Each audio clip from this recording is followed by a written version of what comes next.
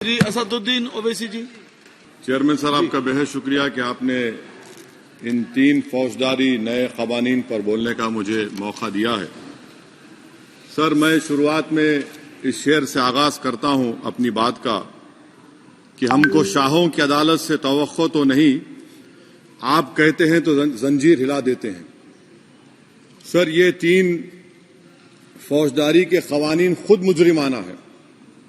ये जुर्म की रोकथाम से ज्यादा हुकूमतों के जराइम को कानूनी शक्ल देने के लिए बनाए जा रहे हैं।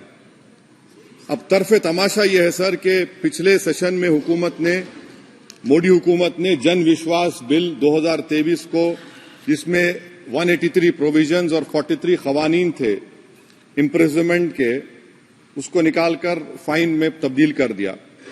उसमें ड्रग्स एंड कॉस्मेटिक्स एक्ट को भी तरमीम की गई और सजा के बजाय सबस्टैंडर्ड ड्रग्स के लिए आपने फाइन ला लिया। तो मैं ये बोलना चाहूंगा सर कि सबस्टैंडर्ड ड्रग्स के मैन्युफैक्चर के लिए आपने जेल के बजाय फाइन उसमें तब्दील कर दिया तरमीम करके। तो ये जरूरी है बोलना इस ऐवान में कि जन विश्वास के नाम पर आपने इस सबस्टैंडर्ड ड्रग्स से आवाम को खतरे में डाल दिया। अब आप डीक्रिमिनलाइजेशन की बात करते हैं, जहां पर कंपनीज को सजा देना था वहां पर आपने नहीं किया, फाइन में तब्दील कर दिया। और जो कवानीन नॉन वायलेंट क्राइम्स हैं, सेडेशन, डेफेमेशन, उसको आपने इस नए क्रिमिनल लॉ में ला लिया।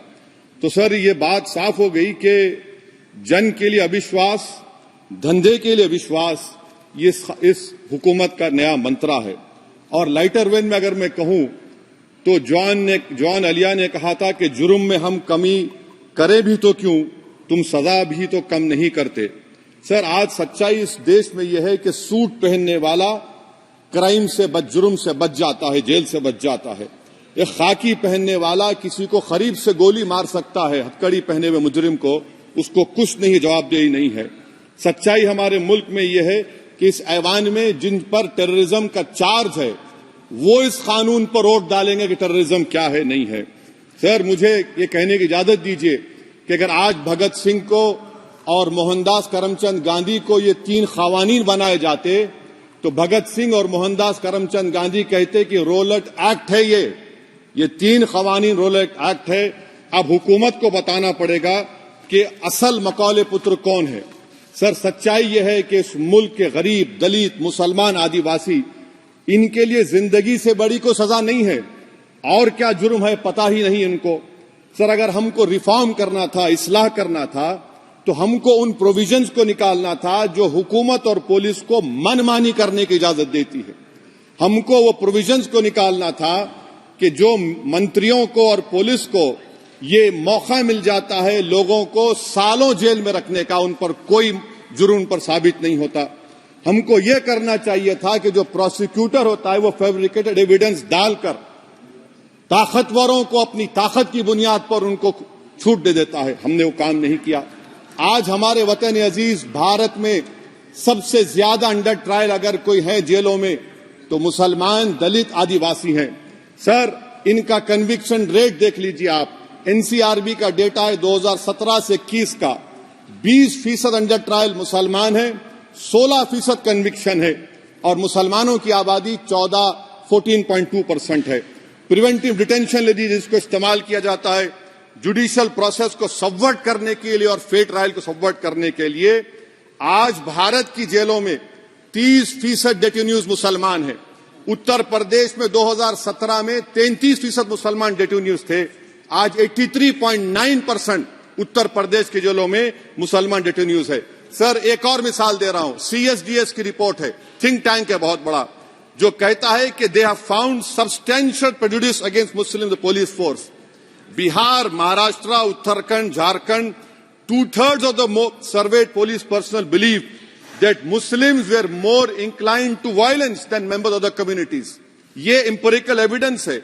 इसी रिपोर्ट में कहा गया कि 35% जिन पुलिस के अहदेदारों का सर्वे किया गया उन्होंने मॉब वायलेंस को नेचुरल करार दिया, खास तौर से उन केसों में जहां पर काउ स्लॉटर होता है। CJPAP का इन्वेस्टिगेशन रिपोर्ट है सर कि कोविड-19 के दौरान जिन लोगों 25% मुसलमानों को अरेस्ट किया गया था। ये बायसनेस नहीं है तो क्या है? मध्य प्रदेश में मुसलमान 7% के करीब है और 21% मुसलमानों का नाम सर एफआईआर में डाल दिया गया था। सर प्रोजेक्ट 39 ने नेशनल लॉ यूनिवर्सिटी ने उन लोगों का सर्वे किया जिन पर सजाए मौत दी गई। हैरत अंगेज बात यह है कि सर 76% बैकवर्ड क्लास, दलित और रिलीजियस माइनॉरिटी से ताल्लुक था। कितने दलित और एसटीज डेथ रो पर हैं सर? महाराष्ट्र में 50%। कितने मध्य प्रदेश में है सजाए मौत के? 36% दलित और आदिवासी। कर्नाटका में 36%, बिहार में 31%, झारखंड में 30%, गुजरात में 19 लोग जो सजाए मौत के इंतजार में हैं, 15 मुसलमान हैं।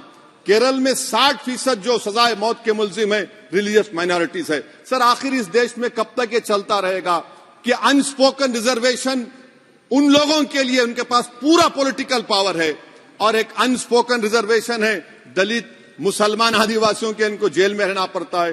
कि आखिर ये कैसे मुमकिन है सर कि आलाजात के जो अक्सरियती तबके के लोग हैं उनके पास सियासी ताकत है, माशी ताकत है, सोशल ताकत है और मुसलमान और दलित आदिवासी जेलों में पड़े रहते हैं? अरे अगर आप 3 कानून लाकर इस्लाह कर रहे हैं तो कौन सा इस्लाह है? आप तो ताकतवरों का रिफॉर्म कर रहे हैं, गरीबों को इससे क्या फायदा हो रहा है? तो जैसा अंग्रेजी में कहा गया था कि the cure is dangerous than the disease. Sir अब आप आ जाइए BNSS पर, क्लॉज 187 डिटेंशन का पीरियड देख लीजिए सर 187(3) में, यानी 15 दिन से ज्यादा आपको मुश्किल है प्रेजेंटली। अब आपने प्रोविजन दे दिया कि 90 दिन तक आप कभी भी 5 दिन का, 6 दिन का, 10 दिन का, यानी 90 दिन तक किसी को बेल नहीं मिलेगी। और हैरत अंगेज बात यह है कि यूएपीए के कानून में जिसको जेल में डाला जाता है यूएपीए में, 30 दिन के बाद एक सुपरिटेंडेंट ऑफ पुलिस को कोर्ट में एफिडेविट देना पड़ता है कि क्यों आप पुलिस कस्टडी ले रहे हैं जेल से। आपने वो भी निकाल दिया। यानी जिस किसी को भी आप इस कानून में अरेस्ट करेंगे, यूएपीए से ज्यादा मैं 90 दिन जेल में रहूंगा। और कौन रहेगा जेल में? मुसलमान रहेगा, दलित रहेगा, आदिवासी रहेगा और बेल उसको नहीं मिलेगी। तो ये खुद सुन लीजिए, तो यानी कन्विक्शन नहीं होगा, ना बेल मिलेगी क्योंकि पुलिस कस्टडी है। ये कानून में है सर, आप मुझे करेक्ट कर सकते हैं। अच्छा, DK बासु के गाइडलाइंस को आपने अडॉप्ट नहीं किया। क्लॉज 53(1) आप ये भी नहीं कह रहे कि भाई कौन उसको एग्जामिन करेगा? तो discretion of the medical practitioner. अरे आप ये पुलिस में जब जाते हैं तो पुलिस इतनी खातिर तवाज़ो करती है कि तलवों से लेकर जिस्म तक पूरे निशानात उसके जिस्म पर रहते, और आप कह रहे हैं कि मेडिकल प्रैक्टिशनर डिस्क्रेशन करेगा तो होगा। अब आप आ जाइए सर इसके ऊपर आपको बता रहा हूं सर। अब आप देखिए क्लॉज 187 तो आपके सामने जिक्र कर दिया मैं सर। अब आप देखिए क्लॉज 472 मर्सी पिटीशन, आर्टिकल 79 और 161 का कॉन्स्टिट्यूशन का हिस्सा है, और ये आप कानून लाकर कहती हैं कि उसकी तरफ से मर्सी पिटीशन डालेगा तो कन्विक्ट, लीगल है, अदर रिलेटिव। सर जो सजाए मौत काटेगा वो तो आधा पागल हो जाता है जेल में। आप थर्ड पार्टीज को मौका नहीं दे रहे। ये कौन सा इंसाफ है बताइए आपका? ये कौन सा इंसाफ है आपका? और फिर सर आप ये बताइए कि थर्ड पार्टीज को बाहर कर रहे हैं। अच्छा, कितना टाइम आप दे रहे हैं? कितना टाइम आप दे रहे हैं कि सुप्रीम कोर्ट के रिजेक्शन और SLP के बाद 30 दिन और गवर्नर के रिजेक्शन के बाद 60 दिन? ये कैसा इंसाफ होगा सर? सुप्रीम कोर्ट ने कहा कि multiple mercy petitions can be filed, आपने उसको भुला दिया। अच्छा सर, अब आप एक और बात देख लीजिए, क्लॉज 479 में ये कहते हैं कि अगर कोई डिटेंशन पीरियड अपना 1/2 ऑफ द क्राइम जो ऑफेंस का पूरा कर लिया तो उसको बेल मिलेगी। आप तो उसको और खतरनाक कर दिए।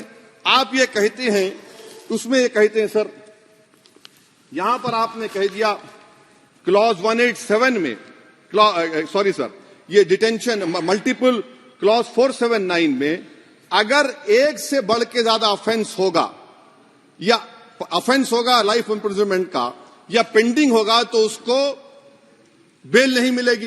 अरे हम तमाम तो, ऋषिकांत दुबे आप पर जब केस लगा, आपने कहा आपकी गाड़ी पर हमला हुआ, मैं जानता हूं, आप पर तो एक सेक्शन नहीं लगा, कई सेक्शन आप पर लगा दिए गए, तो फिर मुझे बेल नहीं मिलेगी। ये क्या कर रहे हैं आप?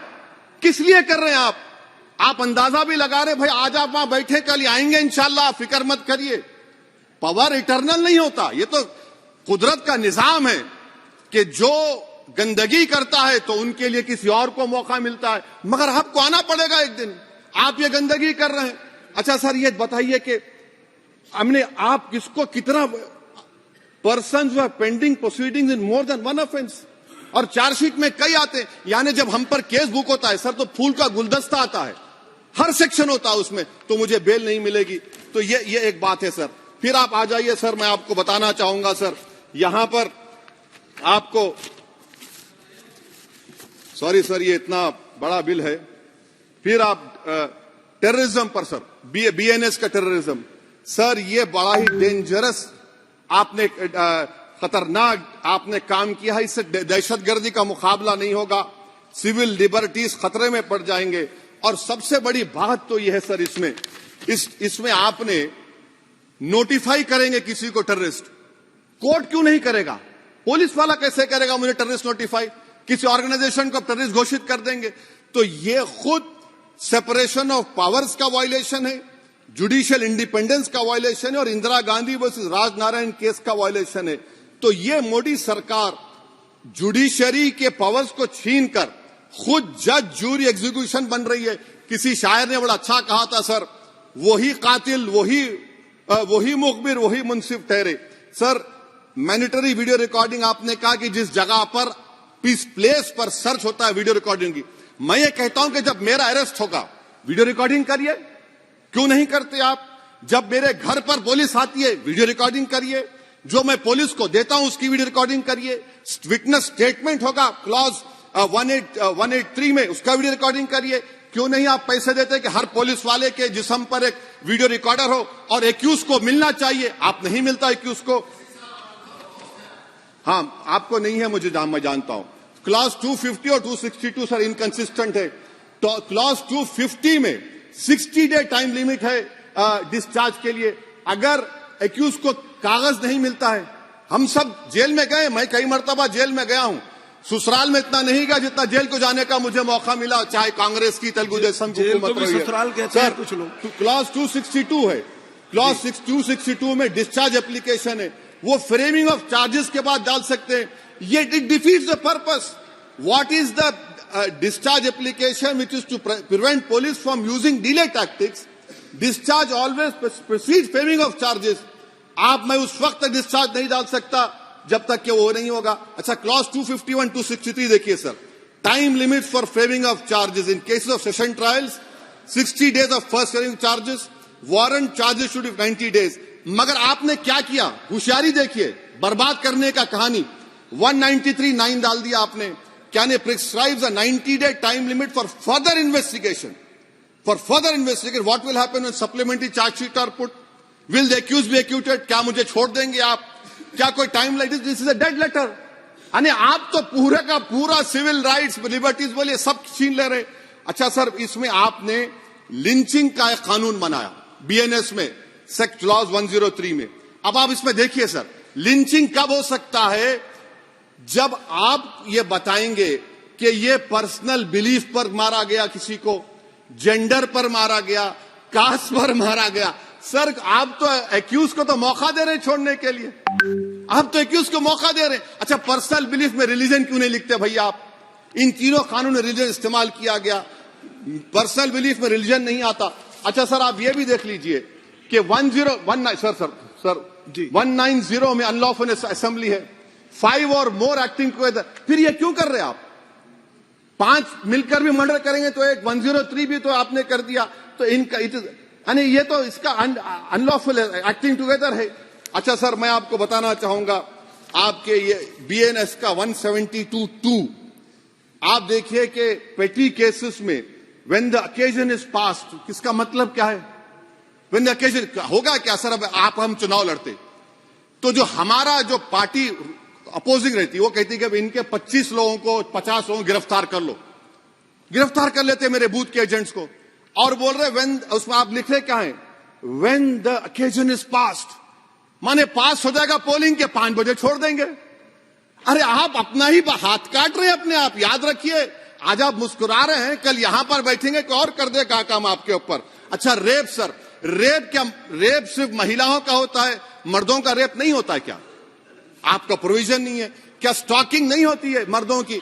अच्छा जस्ट होता है सर, आप हंस रहे हैं, होता है। आपकी हंसी इस बात का इकरार है कि आप जानते हैं किसका हुआ है। तो justice JS Verma sir, justice JS Verma का जेंडर न्यूट्रल बनाइए। अच्छा क्लॉज 69 लव जिहाद आ गया। देखिए सर, क्लॉज 6 लव जिहाद आ गया, उसमें बियॉन्ड रीजनेबल डाउट प्रूव ही नहीं कर पाएंगे आप। अब उसमें क्या बताना पड़ेगा? सप्रेसिंग आइडेंटिटी, यानी अगर कोई महिला मोनू मानेसर चोमू चंडीगढ़ से इश्क करती है, बाद में उसको मालूम होता है कि वो मानेसर का नहीं है, चंडीगढ़ का नहीं है, तो क्या क्लॉज 69 एक्शन में आएगा? आप बताइए कि अच्छा अगर कोई ये कहेगा कि मेरा नाम कुछ नाम है, कई कुछ नाम होता है जो कॉमन नाम होता है मुसलमानों में, दीगर मज़ाहिब में, तो क्या वो सेक्शन अप्लाई होगा? ये क्या आप कर रहे हैं? अच्छा आपने अडल्ट्री को निकाल दिया, आपने होमोसेक्सुअलिटी को निकाल दिया, तो ये कंसेंशुअल सेक्सुअल रिलेशन जो 18-20 साल के ऊपर के लोगों में करते हैं, मैं इसका खिलाफ जरूर हूं मजहबी एतबार से, मगर आप क्यों उनकी ऑटोनॉमी को रोकना चाहते हैं? अच्छा सर, सेक्शन क्लॉज 1093 बीएनएस का, आपको it does not require knowledge और intention part of person facility commission organise crime. ये मैं 5 मिनट दीजिए सर। बीएनएस का आप सेडेशन पे देख लिए, सेडेशन को आपने दोबारा ला लिया, लफ्ज सेडेशन इस्तेमाल नहीं किया आपने। 3 साल से 7 साल आपने सुप्रीम कोर्ट को अंडरटेकिंग दी थी कि प्रोविजन नहीं लाया जाएगा। तो चेयरमैन सर, यहां पर हिंदी के एक बहुत मशहूर कवि का वो शेर मुझे याद आ रहा है, मैथिली शरण गुप्त का, कि राज्य को यदि हम बना लेंगे भोग तो बनेगा वो प्रजा का रोग, फिर कहूं मैं क्यों ना उठकर हूं आज मेरा धर्म राजद्रोह। कार्ल मार्क्स ने कहा था sir, history repeats itself first as a tragedy, second as a farce. अब क्लॉज 195 1D देखिए, it criminalises the making of publication of false and misleading information jeopardising sovereignty integrity of India. Vague है, यानी जो कोई भी पत्रकार investigative journalism लिखेगा आप उसको इस्तेमाल कर लेंगे और जेल की सलाखों में उसको डालकर आप सड़ा देंगे।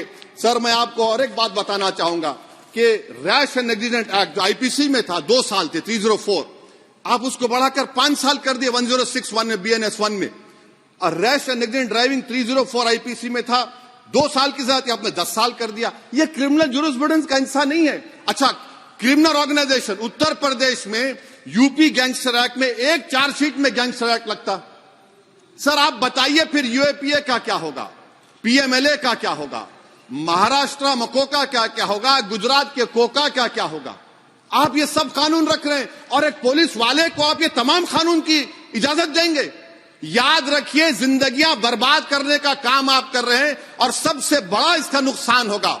किसका नुकसान होगा? दलितों का, मुसलमानों का, आदिवासियों का।